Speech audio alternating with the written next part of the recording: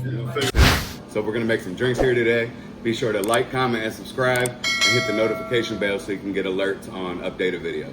All right, here we go. We're gonna do a blackberry margarita now. Fill your shaker tin with ice. You got your Blanco Tequila. 1, 2, 3, 4, 5, 6. You got your triple sec. 1, 2, 3. You're gonna do a splash of lime juice. Splash of sour.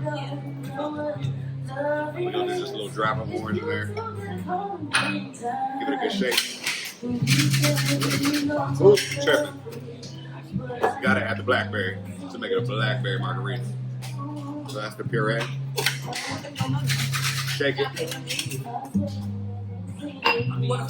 Nice, deep red color.